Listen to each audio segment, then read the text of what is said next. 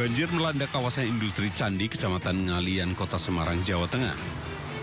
Hujan deras menjadi penyebab utama meluapnya air ke jalan. Peristiwa yang paling menyita perhatian adalah sepeda motor yang terseret arus. Kejadian tersebut terjadi di dekat kantor polisi kawasan tersebut. Beberapa warga berusaha menarik motor agar tidak terbawa arus lebih jauh. Beruntung kendaraan tidak hanyut jauh dan berhasil diamankan pemiliknya.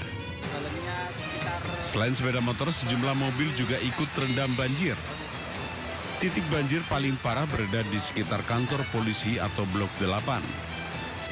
Selain faktor hujan ekstrim, banjir diduga disebabkan pendangkalan sungai di sekitar kawasan tersebut.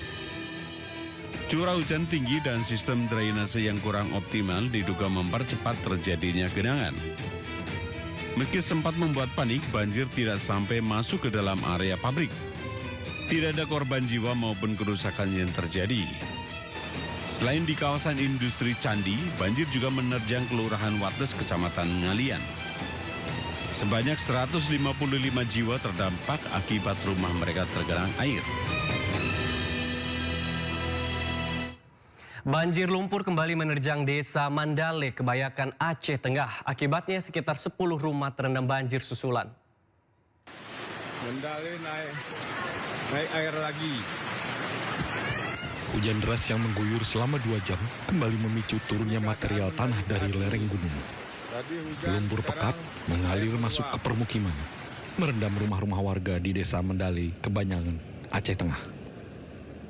Sedikitnya 10 rumah terendam dan sejumlah warga terpaksa meninggalkan tempat tinggal mereka untuk mengungsi.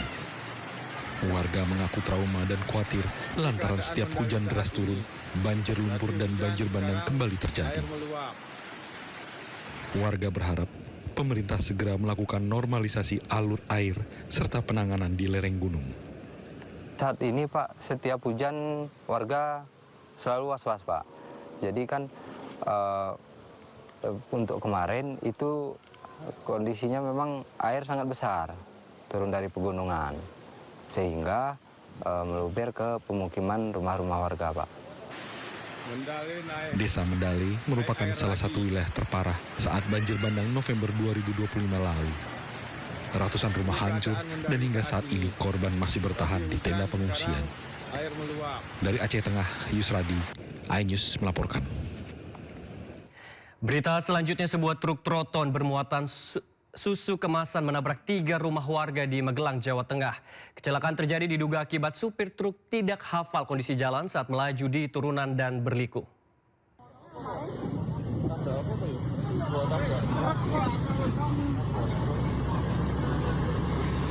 Kecelakaan terjadi di Jalan Raya Magelang Salatiga, Desa Losari, Kecamatan Pakis, Kabupaten Magelang, Jawa Tengah. Sebuah truk tronton bermuatan susu kemasan menabrak 3 rumah warga. Akibat kejadian ini, supir truk tewas. Kecelakaan terjadi pada pukul 5 pagi ketika pemilik rumah baru saja menyelesaikan sholat subuh. Dan saya tidur di depan sini kan. Aku pikir gempa bumi ya. Saya lari keluar, nggak taunya dari mobil ini. Angkutan truk ini berupa muatan susu. Dimungkinkan ini sementara yang bersangkutan tidak mengenal medan jalan karena di kilometer 15 ini jalannya berliku-liku. Jadi dimungkinkan tidak mengenal medan jalan dan tidak ada ditemukan. Jenazah berhasil dievakuasi dari reruntuhan tembok dan dibawa ke Rumah Sakit Tidar, Kota Magelang. Pihak kepolisian masih menyelidiki penyebab pasti terjadinya kecelakaan tersebut. Dari Magelang, Puji Hartono, iNews melaporkan. Sejumlah ibu rumah tangga melakukan pemalakan pada supir truk sampah di Bekasi, Jawa Barat dengan dalih lingkungan. Pelaku merusak truk yang tidak memberikan uang. Dibagel. Ini satu. Kaca truk sampah ini retak setelah dilempar batu karena sopir tidak memberikan uang pada ibu rumah tangga yang meminta di Jalan Gang Lurah, Sumur Batu, Bantar Gebang, Kota Bekasi. Di jalan ini, sopir selalu dimintai uang oleh ibu rumah tangga dan bapak-bapak dengan dalih untuk lingkungan yang dilewati sampah. Padahal supir truk selalu membuang sampah menuju TPA Sumur Batu, Bantar Gebang.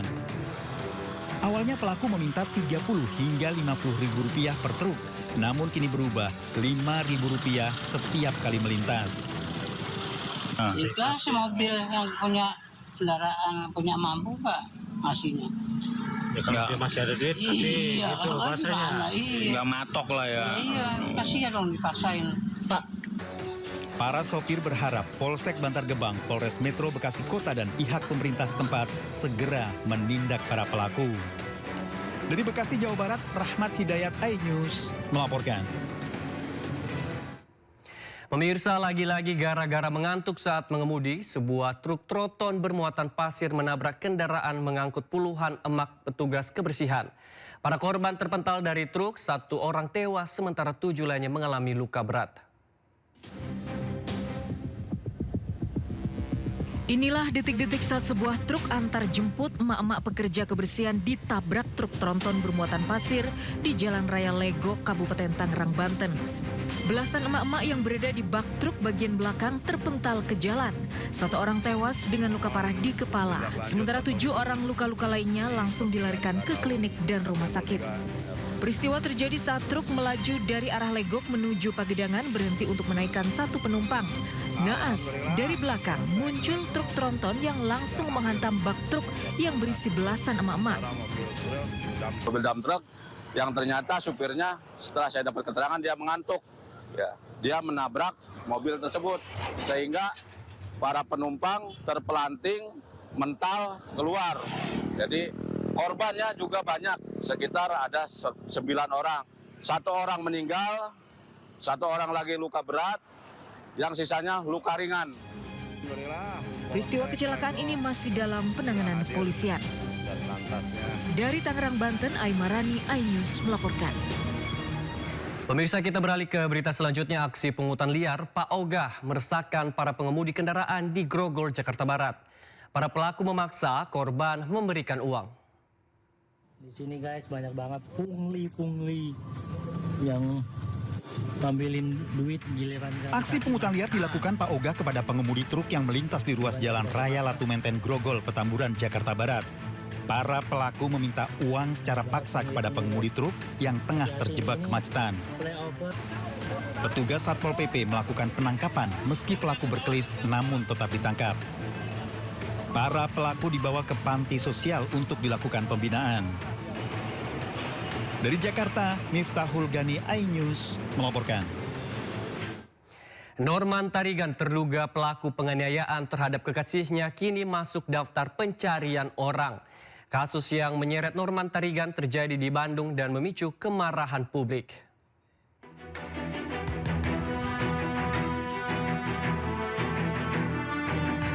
Terduga pelaku penganiayaan terhadap kekasihnya diketahui tinggal di kawasan Cibangkong, Kecamatan Batu Nunggal, Kota Bandung, Jawa Barat. Usai kasus kekerasannya mencuat, terduga pelaku Norman Tarigan menghapus seluruh akun media sosialnya. Namun tindakan menghilang dari ruang publik tidak menghapus tanggung jawab hukum maupun moral atas perbuatannya dan memicu kemarahan warganet. Tak hanya soal kekerasan, pelaku juga kerap meminjam uang kekasihnya. Pelaku yang sempat dimediasi warga meminta maaf dan mengakui kesalahan yang dilakukan selama 3 tahun terhadap kekasihnya. Saya minta maaf, udah 3 tahun udah mukulin kamu. Selama 3 tahun pacaran aku nggak bisa ngapa-ngapain. Udah minta maaf, udah pernah bikin kamu susah. Untuk masalah utang aku usahain bayar. Dan apapun yang terjadi aku pokoknya usahain bakal bayar ke kamu. Udah? Selingkuhnya? Ya aku udah pernah selingkuh, aku udah pernah nyakitin kamu, aku udah bikin kamu trauma. Aku minta maaf. Aksi ini mengingatkan bagi siapapun bahwa kekerasan adalah tindak pidana dan kekerasan dalam bentuk apapun tidak dapat dibenarkan dengan alasan emosi, masalah pribadi maupun moral atas perbuatan yang dilakukan. Tim Liputan iNews melaporkan. Pemirsa, Lisnawati, ibu kandung Nizam Syafei, mengajukan permohonan perlindungan ke Lembaga Perlindungan Saksi dan Korban atau LPSK setelah menerima sejumlah teror dalam beberapa hari terakhir. Permohonan diajukan menyusul kasus kematian anaknya yang diduga akibat kekerasan yang dilakukan oleh ibu tirinya. Didampingi oleh kuasa hukumnya, Lisnawati, ibu kandung Nizam Syafei, mendatangi gedung LPSK di Ciracas, Jakarta Timur pada Jumat siang. Kedatangan Lisnawati untuk mengajukan permohonan perlindungan setelah menerima sejumlah teror dalam beberapa hari terakhir. Kuasa hukum Lisnawati mengatakan kliennya menerima pesan dan telepon dari nomor tidak dikenal berisi ancaman agar tidak terlalu banyak bicara mengenai kematian anaknya. Menurutnya, permohonan perlindungan ini diajukan untuk meminimalkan resiko yang mungkin timbul akibat teror tersebut. Artinya apa? Banyak teror-terornya, ya kan? Terornya itu ya kan seperti nomor-nomor yang tidak dikenal, terus telepon cuman ada kalimat, kamu tinggal di mana, kamu tinggal di mana, gitu. Terus dipatiin sama dia. Lalu ada WA, ya kan? Sekarang di mana tinggalnya, gitu loh. Terus nomornya diblokir akhirnya karena banyak yang nggak kenal nomor itu. Makanya daripada kita berisiko tinggi, mendingan kita sesuai dengan amanat undang-undang kita kayak saja. Jadi artinya biar ada ketenangan juga untuk Pelaku pembacokan mahasiswa Universitas Islam Negeri Sultan Syarif Kasim Riau berinisial R ditetapkan sebagai tersangka. Pelaku terancam hukuman 12 tahun penjara dan dikeluarkan dari kampus.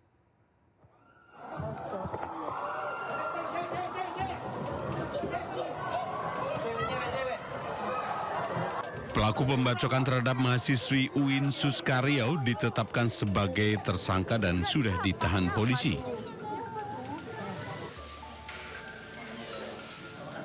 Tersangka dijerat Undang-Undang Nomor 1 Tahun 2023, Pasal 469 KUHP yang mengatur tindak pidana penganiayaan dengan ancaman hukuman maksimal 12 tahun penjara. Sudah dilakukan pengamanan dan saat ini sudah diamankan di Polsek Bina Widya dan demikian yang bisa kami sampaikan teman-teman. Dan ini pemberlakuan daripada undang-undang sudah diterapkan di Undang-Undang Nomor 1 Tahun 2020.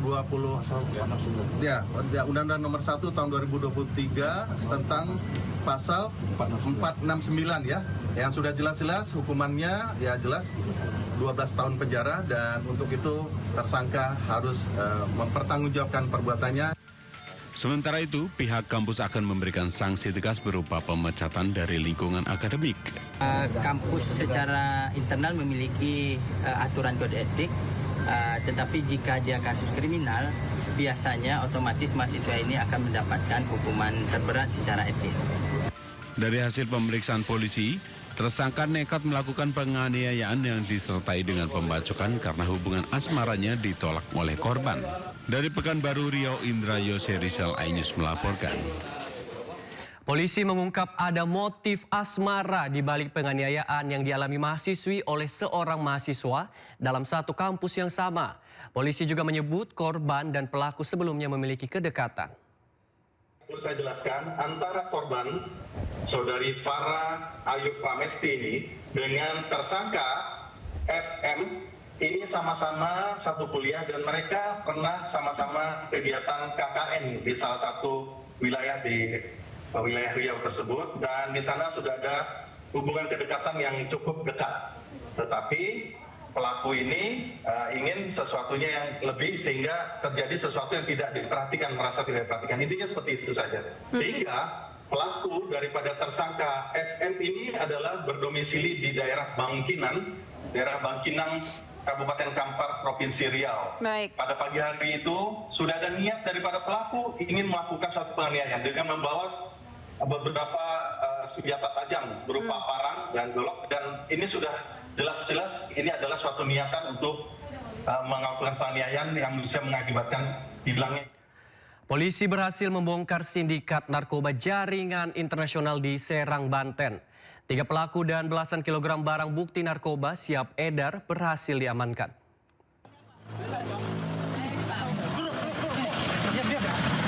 Kamu temannya dia. Buka. Apa ini? Inilah detik-detik penangkapan terduga pengedar narkoba jaringan internasional oleh petugas Direktorat Reserse Narkoba Polda Banten. Pada lihat. Apa itu? Petugas langsung mengamankan pelaku beserta barang bukti di lokasi. Dalam pengungkapan ini, petugas menyita sabu seberat 4,7 kg dan ganja seberat 7,5 kg. Selain itu, diamankan pula 30 cartridge rokok elektrik mengandung etomidet dengan berat total 39,2 gram. Petugas juga menyita obat-obatan daftar G tanpa izin edar sebanyak 5.015 butir, terdiri dari 2.643 butir tramadol dan 2.372 butir heximer. Dari hasil pengembangan, sebanyak 4,7 kg sabu diketahui berasal dari jaringan internasional Malaysia dengan 3 tersangka, 2 diantaranya berperan sebagai kurir. Dan kami berharap juga ke depan akan lebih maksimal, mohon doanya. Kita masih dalam pengembangan dan juga kita juga terapkan kerjasama kolaborasi dengan instansi-instansi terkait yang bisa membantu memberikan informasi dan lain sebagainya. Atas perbuatannya, para pelaku dijerat pasal 114 Undang-Undang Narkotika dengan ancaman hukuman mati. Dari Serang, Banten, Maesa Apriandi, iNews melaporkan. Hendak kabur ke Malaysia, bandar narkoba penyetor uang ke mantan Kapolres Bima ditangkap. Pelaku ditangkap di sebuah kapal kayu di perairan perbatasan Malaysia-Indonesia di Kabupaten Asahan, Sumatera Utara.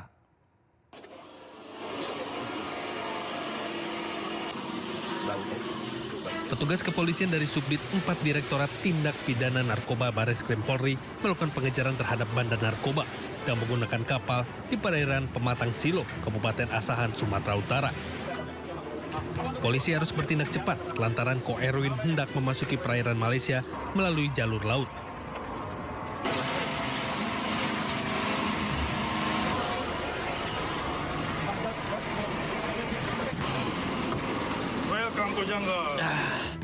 Tepat sebelum memasuki teritori perairan Malaysia, Bareskrim Polri berhasil menghentikan laju kapal kayu yang digunakan koheroin untuk melarikan diri. Koheroin merupakan DPO sejumlah kasus narkoba.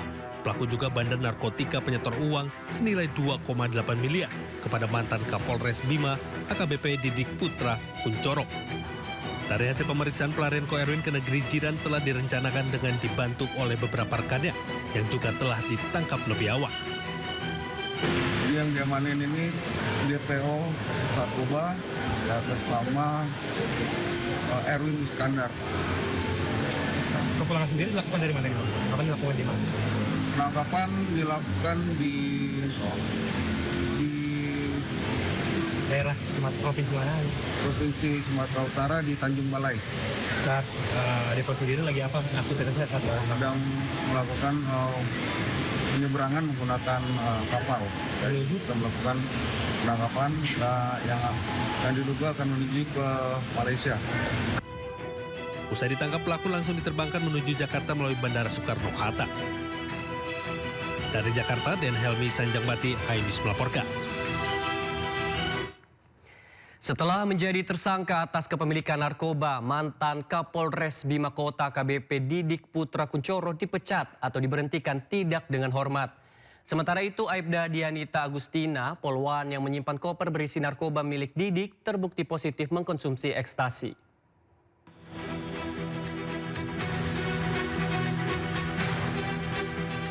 Narkoba bisa merayu siapa saja untuk menggunakannya, termasuk oknum anggota polisi. Seperti yang dilakukan mantan Kapolres Bima Kota AKBP Didik Putra Kuncoro. Kasus berawal dari nyanyian anak buah Didik mantan Kasat Narkoba Polres Bima AKP Malaungi yang ditangkap akibat peredaran sabu di Kota Bima.